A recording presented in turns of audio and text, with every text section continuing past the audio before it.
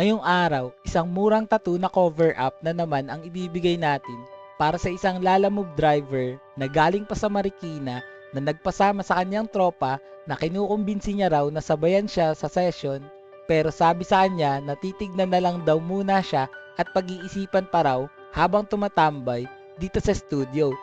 Client requested a cover up tattoo sa upper left back side niya na para sa existing tattoo na devil's face na may pangalan ng kanyang ex. Ang design na napagkasunduan namin ay Rose Advanced Black and Gray Tattoo para matakpan ang bakas ng kahapon. Alam nyo na yun. Siyempre, dahil chismoso ako, yung tattoo artist niya, tinanong ko sa kanya kung bakit ngayon niya lang ito ipinatakpan.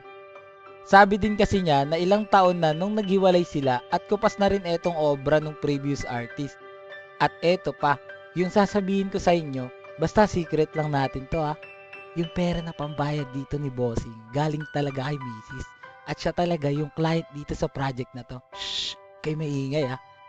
Ayun na nga, nung inumpisahan ko na tusukin ng karayom ang balat ni client, sumabay sa pagbulwak ng dugo yung paglabas ng sipon ni boss sa ilong niya.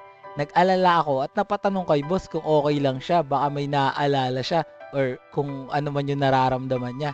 Sabi niya, ayos lang daw siya at colds lang daw talaga kaya napapasingot siya.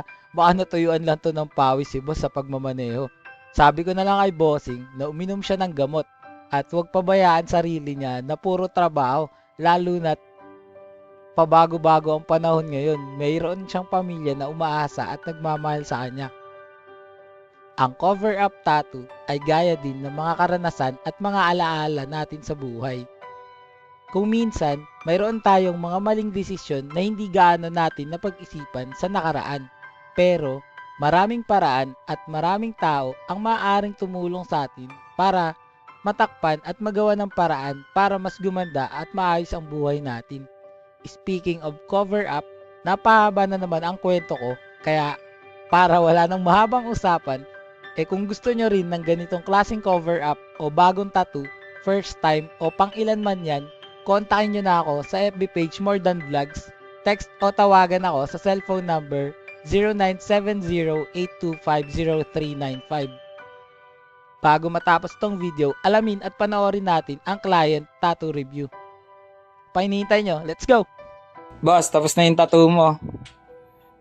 Anong masasabi mo? Solid, boss. Okay na okay yung Bira. Rate mo na yan, boss, 1 to 10. 10. 50. Solid. Ulit ka pa ba, boss? Oo, meron pa akong next papaano sa'yo. Yung sa kamay. Ipapaano, boss? Linawin mo, boss. Tato. Sige. Tagasan ka ulit, boss? Marikina, boss. Ayos, oh. Shoutout sa mga taga Marikina dyan. Salamat sa tiwala, boss. Okay, boss.